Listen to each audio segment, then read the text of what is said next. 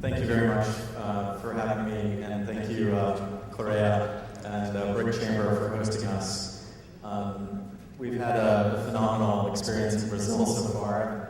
Of course, coming, we heard great things about the culture and its warmth, and Korea, Rodrigo, Rinaldo, you've been great hosts. Thank you everyone for your time. I'm happy to share some of my experiences as a guy who started a few companies. I'll introduce those and then I'm happy to take some questions. So my experience in entrepreneurship came out of mostly a feeling of discontent.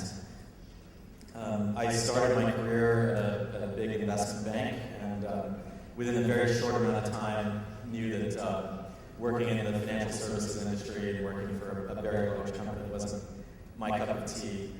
So there was a group of us who felt the same way, and that was in basically towards the tail end of the dot-com boom. It was 1999. There were companies in Silicon Valley that were doing extremely well, raising money from the capital markets.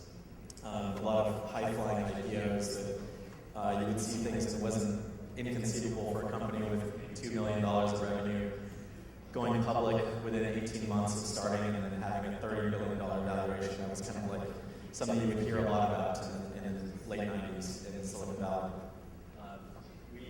Did I just lose it? There we go. It's kind of like my cell phone, and I always wish people could hear me, but it's now working. So there was a company that we started in 1999 called Epic Partners. It was a group of my colleagues from my bank at the time that were really motivated and interested by something that was happening on the internet, and that in the late 90s, something was happening in the US, and I'm sure it's happening here in Brazil too, and that consumers were increasingly educating themselves about their investments online. And whether it was researching mutual funds or researching stocks, they were increasingly taking control of their stock portfolio rather than handing it off to a professional. And they were trading it themselves on websites like E-Trade and Ameritrade and Charles Schwab. In fact, by the time we started our company, already probably $2 trillion worth of capital sitting in the retail, consumer, traded and controlled accounts online, which was a phenomenal thing. This had never happened before. Consumers had never had that much sort of influence in the capital markets. And something that the consumers didn't have access to was all these high-flying IPOs that were happening. All these young companies that were going public and creating a lot of wealth for the investors that were investing in those companies. So we started the company to basically pull together the liquidity that existed in retail brokerages, and then use their collective buying power to acquire stock from new companies, and so that the retail investor could participate in something that only the big institutions could have access to prior to our company. And that was a phenomenal experience. It was about using the internet to empower consumers to provide them access to something they didn't have before. And that's consistent with a lot of the things that the internet was being used for at the time, and still is being used for today. We were able to sell that company to Goldman Sachs in 2001, and that was my first startup. 2001 was a bit of a rocky time in Silicon Valley. It was kind of like the beginning of the meltdown. So I was just happy to have a job back in a big investment bank called Goldman Sachs. And then about a year later, a friend of mine took a job at Yahoo and asked if I would help him in the group that he was working at. And so I worked at Yahoo from 2002 to 2004, which was a really good time for Yahoo. Yahoo had actually made a strategic investment in this company called Google. The founder of Yahoo was one of the early investors in Google, and Yahoo itself invested in Google. And in the group that I was sitting in, where we managed all of the company's partnerships, mergers, investments, we got these quarterly financials from Google, and we saw this thing going from nothing to... I remember the day when actually Google's profits exceeded Yahoo's profits. It was actually a big eye-opening event for a lot of the management team at the time. I I was still eager at that time as Yahoo had grown from the time I joined to the time I left to about 4,000 employees. It started to feel a lot like my first company that was getting pretty big. There was an engineer in Seattle that wanted to commercialize this technology. It was a peer-to-peer application called BitTorrent. I'm curious if how many BitTorrent users or people who are aware of BitTorrent there are in the audience. If you wouldn't mind throwing your hand up. Wow, there's a lot. I wish if there was a few, I would say I could buy you lunch tomorrow.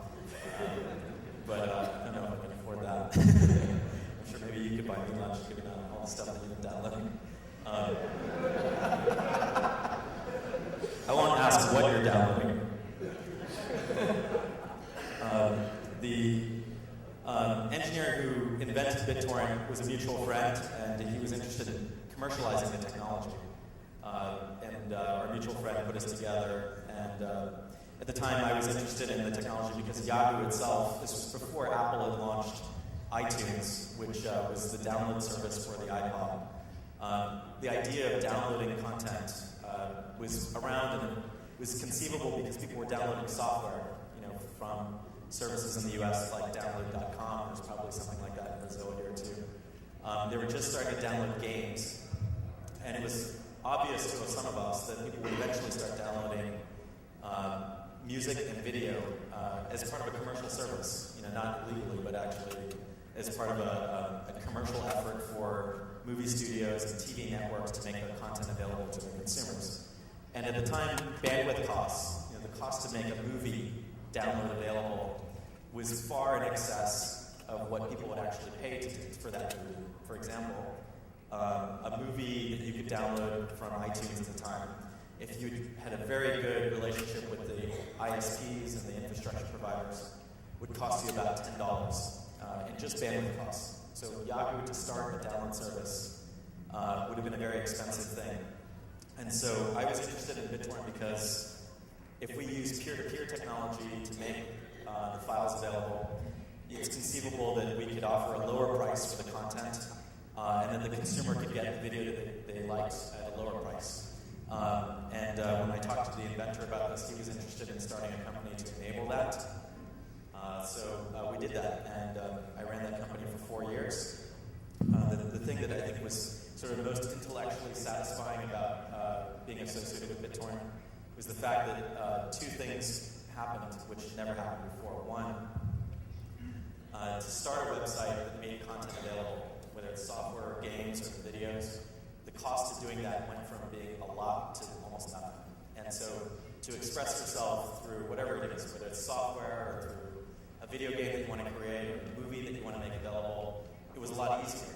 And in a way, for someone who'd been raised in the United States, someone who takes things like freedom of speech to be kind of a vital aspect of democracy in our lives, this was a really intellectually satisfying thing. The other thing that it enabled is for consumers to get access to a lot of things that maybe they didn't have access to on their computers.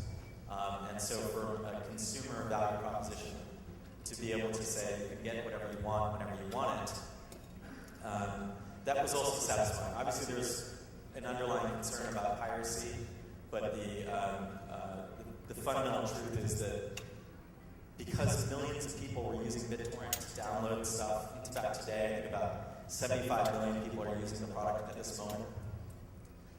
It's actually proven to the industry that the content industry, that people want their content online. They don't necessarily want it in front of their TVs or in the movie theater or at a retail store. They want it in a more convenient way, which is wherever they are. And I think the availability of the content on file sharing networks, on peer-to-peer technologies, proved that opportunity and enabled other business models that we're all probably aware of at this point.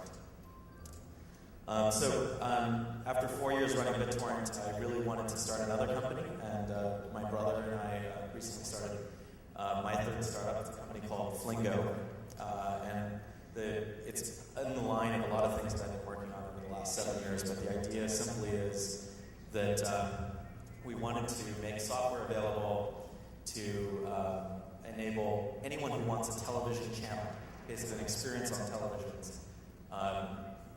We wanted to make it very easy, just as BitTorrent made it very easy for you to put content on a website.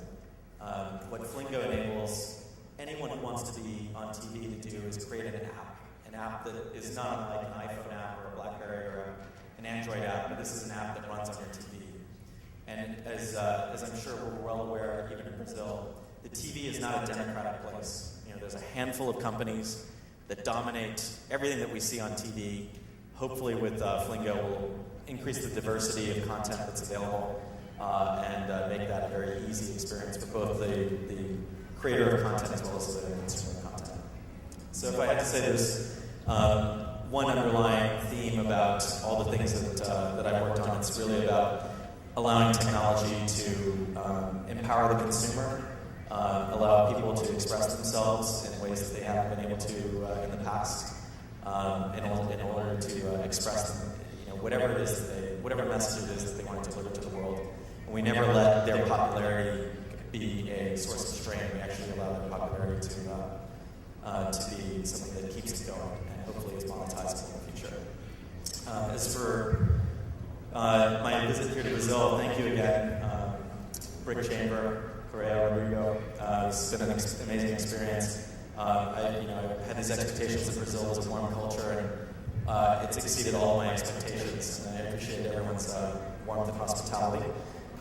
There's something that I've noticed about the Brazilian technology culture. It feels like it's just about to blow up, and it's about to become a really big phenomenon, and I'm pretty excited to be here at this time. We visited a half a dozen companies so far, and it feels like there's soon to be a lot of role models here in the local market that are innovating in Brazil, building companies in Brazil that I think we're all going to look at years from now and say that was the Google of Brazil, or that was the Yahoo of Brazil. I think that's a pretty awesome time to be here. It's also an awesome time for all of you to be thinking about starting your own companies.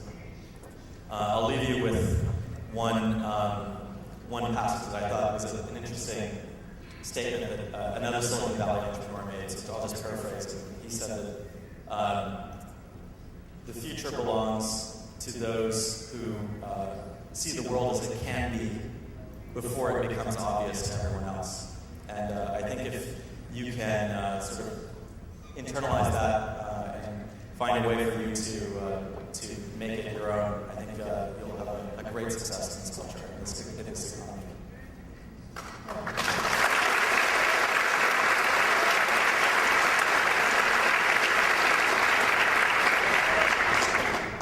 Congratulations on your presentation and for sharing your story. My name is Peter Sherman, and I'll have the results on. And we're going to open up for some questions. But I had a question, being a Brazilian interpreter, having started companies back in '96 on the first pre-bubble internet. And that's what keeps motivating you to start new companies. I'll translate the question. O que motiva ele para continuar iniciando, startando empresas? There's, fundamentally, just, I think, myself and my co-founders and all of the companies that I'm associated with all sort of the common themes. We just want to solve worlds that could be, we wanted to make an impact. And there's a lot of support, truthfully, in the Silicon Valley for taking risks. For me, I thank my parents, I thank my professors in school. And, there was basically a lot of infrastructure, to basically cultivate almost a delusional sense of the risks involved in starting a company, because the fact is that the vast majority of entrepreneurs fail. And if you ask any one entrepreneur, how things are going, they would never see the pests. They would never see the things that are going wrong. You only see the things that are going well. And you almost have to see the world as being sunny every day. And there's never a rainy day. And I think that the other thing is that if you don't have passion about what you're working on, there are days when it is kind of raining. And if you don't have the passion to carry you through, you're more likely to quit too early. And that's a really unfortunate thing. All right. Okay. And I'm waiting for many sense that some questions are coming up here. But I'll also ask, what do you think that Brazil needs to have the right environment? What are the missing pieces to have the right environment to develop a similar, or not as evolved, but at least a little bit more evolved culture for entrepreneurship and for venture or startup capital? Well, I think first off, there's a few major constituencies that make this all happen. Obviously, you need great ideas and great entrepreneurs. You need capital. You need an educational system like this where maybe there's institutions like the one that was created here that fosters entrepreneurship. These are all things that are all pieces of the puzzle. But ultimately you need to celebrate the successes. You need to provide some cushion for the failures.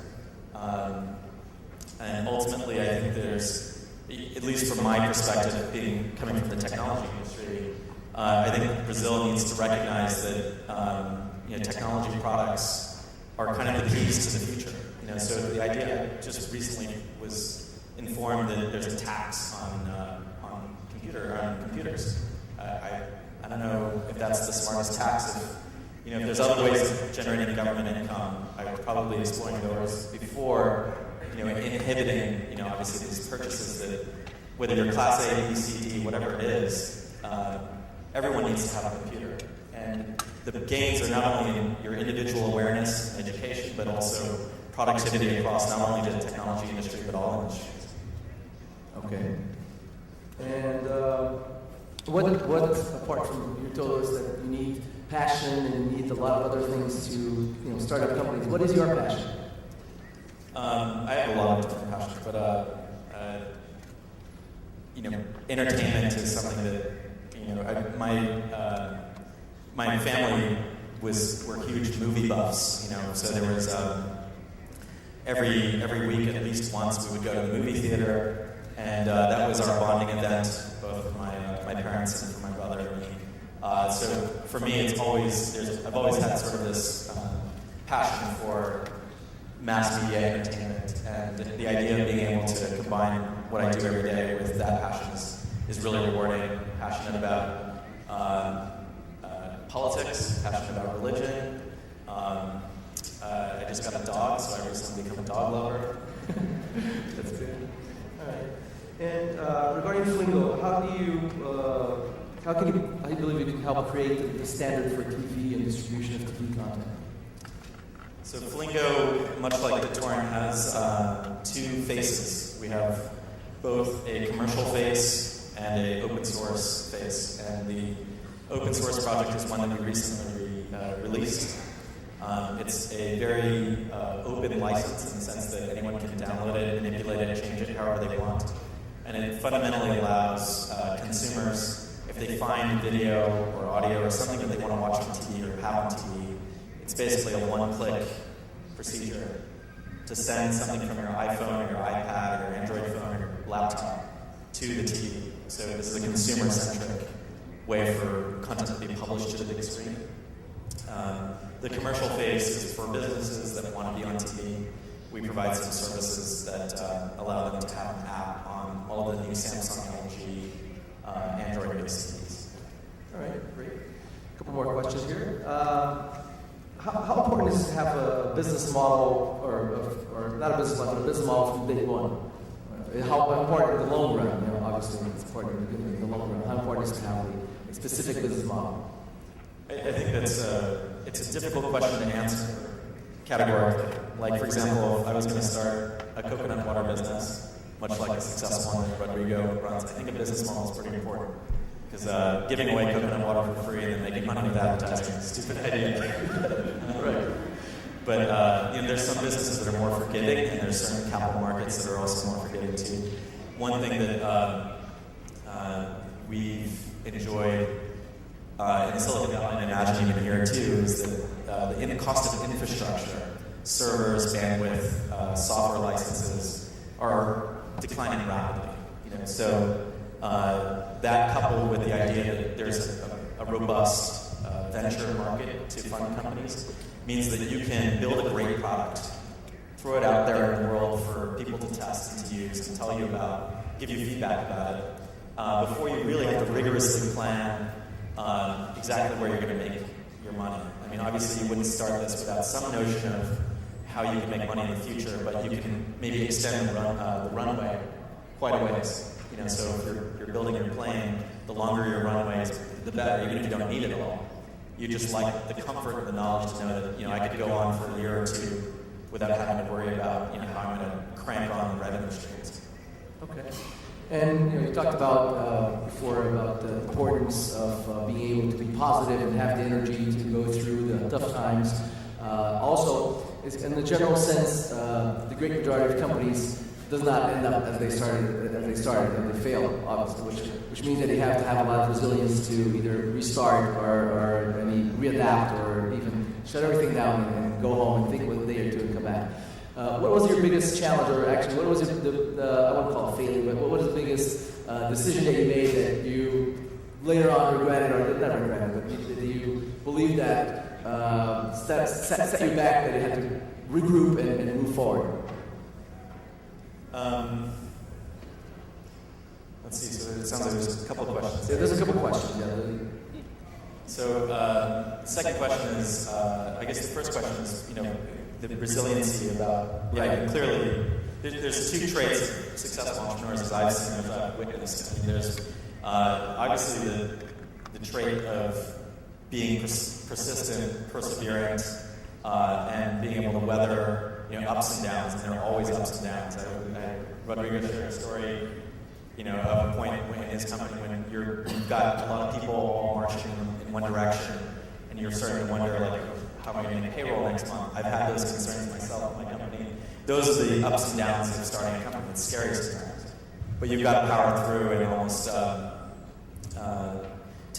can't take a no for an answer at times. You just have to plow through to see your vision through. Then there's another trait, which is sometimes you have to be listening as well. So no one has a monopoly on great ideas. You're going to have bad ideas too. I think it's important to be able to recognize when you made a mistake and make the quick adjustments to mitigate any bleeding or loss that might occur from those mistakes. So maybe an answer enough. No, and going from one end to the other next, how do you define success?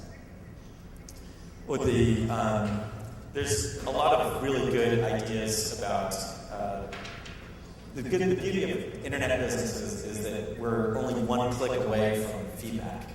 I don't have to spend money on sending people out into the streets to ask people what they think of my product. I can literally open a web page, and the way we build our product is I know instantaneously how many people are using it, how often they're using it, how long they're using it, and if I notice that when I've launched something new, if people aren't spending much time with it, I can make the changes. And so the really important trait of not only my company, but I'm sure any other internet company that's active in doing stuff right now is that they build a feedback loop that's almost instantaneous. It allows us to mitigate the cost of mistakes and make very quick improvements. Okay. And do you have any questions for us, Brazilians? No, I'm joking. I'm curious how many people in the audience are starting a company now or think they'll be starting a company in the not too distant future. That's an amazing group. So I wish you all the success. I'm glad to see so many of you thinking about it. I've heard this is kind of like Silicon Valley in the mid-90s when maybe there isn't the same kind of infrastructure support role models, and so I would really strongly encourage you guys to be forming your networks amongst yourselves, because some of the most valuable things to me as I was starting my companies were the relationships I made on campus, as well as the relationships with other entrepreneurs who were kind of at the same time, doing the same things at the same time. Because there were mistakes I made which I was able to tell them about, and there were mistakes they made which they were able to tell me about. And I can't tell you how valuable those little bits of knowledge are. All right. And about IO Ventures, could you tell us a little bit about the process and how you work and how you're investing, and if you're looking for investments in Brazil or to invest in Brazil? So IO Ventures, it's more to this idea of entrepreneurs hanging out together and helping each other out. For me and about 6 other people, when I was starting BitTorrent, there was we had a poker game, and I don't know if it's popular in Brazil, but there's a game of poker that is really popular in the United States. It's called Texas Hold'em. It's a great community game. It's a fun game to play with people. We weren't very good. I'm not a very good poker player, but it was certainly an opportunity for people to hang out and talk And there were those 6 people, I would say, were all going through the same things at the same time. And I learned a lot from those people. And so IO Ventures is really, truthfully, nothing but a formalization of a poker game. Not because we're playing poker with money and people. It's actually, we turned that little club that we had into an institution. And we formalized it with a partnership agreement. We pooled our money together, and we invest our own money in first-time entrepreneurs. And we do it out of a facility in San Francisco right now that is actually a coffee shop and an incubator combined into one. And the reason we chose a coffee shop is that when you're starting your companies, a lot of times you're either working in your own apartment or you're working at a coffee shop in case you're getting sick of your apartment. And that's at least how we started our companies. And we thought it was appropriate for us to make a coffee shop that was actually a little more friendly to sitting for 8 hours or 10 hours, whether it's writing code or building a website or whatever. So we started this facility in an attractive neighborhood of San Francisco that's still fairly reasonable in its price for lodging, for food. And we invest in 6 companies every so often. We do them all as kind of like a batch. So those 6 companies get to sort of build that camaraderie that we enjoyed. And then we're available as well to hang out and pass along any information that we can offer. We also organize events maybe once every 2 weeks where we'll ask guys like Javed, who you'll probably hear from, or other prominent entrepreneurs, to come give a talk and provide the entrepreneurs some tidbits of information and some knowledge. Will we do this in Brazil? We'd love to. I think we would open source the whole idea. If there's entrepreneurs here who want to do it, we'd be happy to provide and Paul is going to speak more about this, but we'd be happy to provide sort of the layout of the building that we developed and why we did things a certain way, all the legal agreements and thoughts about the business model. If someone wants to run with this idea here, it's something that does require a lot of in-person contact. It's hard to virtualize the whole model, but given how much fun we've had so far, I think it would be hard to convince all my partners to come back more often. Okay. And would you like to share with us any final thoughts for today? I don't know if I have anything else to say. I'd just say thank you again for your time. Feel free to reach out to any of us if there's things you want to chat about. We're on Skype, we're on email all the time. And we'd be happy to help foster an entrepreneurial community here on this campus as well as around the country. Thanks a lot. Thank you very much, everyone.